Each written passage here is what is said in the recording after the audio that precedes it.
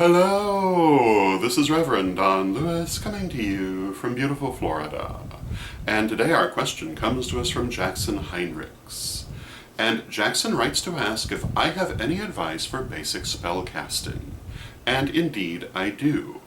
And my first piece of advice is patience. No one can expect to be proficient at any art overnight. It takes time to develop.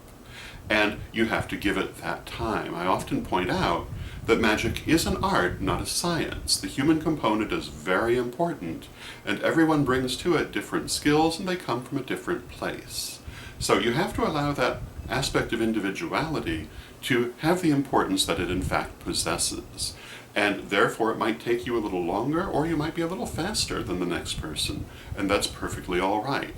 And similarly, certain things may work better for you than work for the next person that you talk to, and that's all right too. You want to learn what works well for you, and you have to understand it may not be what has worked well for everyone else. It's a matter of trial and error, learning what your personal path is. So that's my first piece of advice. Be patient and be flexible and understand that it is an individual path, even when you're part of a group. Now the next thing that I would say is very important to know yourself on this path. It's a path of self-knowledge. And if you don't know yourself, you're going to get to know yourself if you truly follow it. This is why shadow work is so very important. And I think that probably the most important piece of advice I can give you after patience is do your shadow work. Examine your beliefs, examine your feelings, examine your expectations, because you absolutely can cross yourself up by things you're not aware of in your own personality.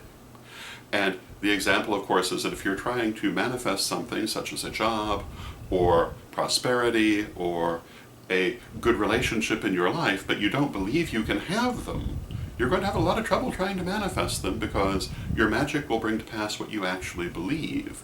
And if what you want is in conflict with that, you're going to have a problem.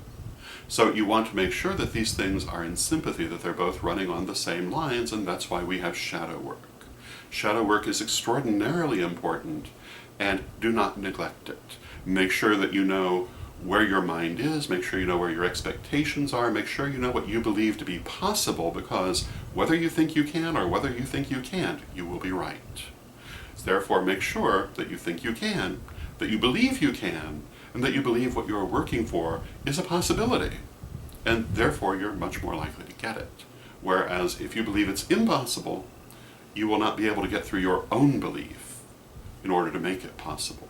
So those would be the two major pieces of advice I would give. The third one I would give is a little bit of a follow-up to the first one, and that is that there are many, many books out there about magic, and there are a lot of magical cookbooks that give you spells and spells and spells. Remember, what works for you may not be what worked for someone else. When I wrote the degree lessons, I had promised myself I would never write a book unless I had something new and worthwhile to say. One of the things that I did when I wrote those degree lessons is I avoided giving people long lists of spells to do. I think that's rather silly, to be honest. Rather, I told them the principles behind creating a spell so that they could create any spell they wanted. And I have heard people who say, well, I can't do it because I don't have this ingredient. Well, that means you don't know how to do it.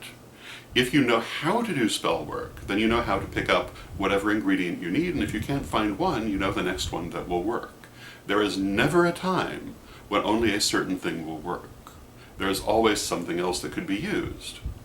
So, if you're trying to do a spell from someone else's recipe and you can't find the ingredients they used, if you know the principles behind choosing those ingredients, well, then you can find what you need, because there will always be a possible substitute.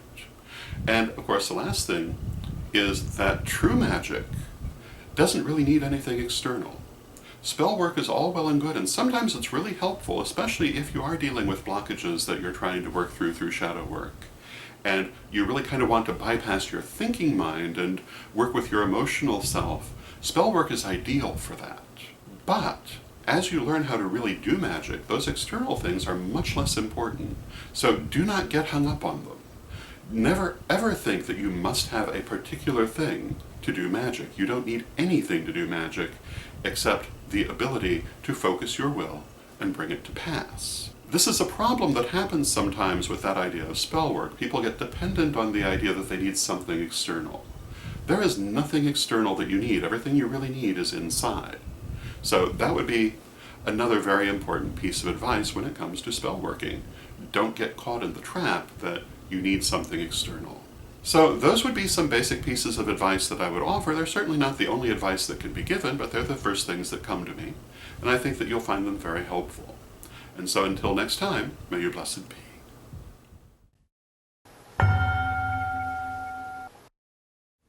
Hello, this is Reverend Don Lewis, and did you know that I'm also a psychic reader?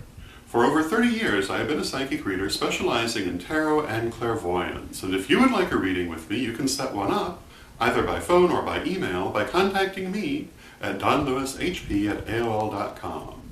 And until next time, may you blessed be.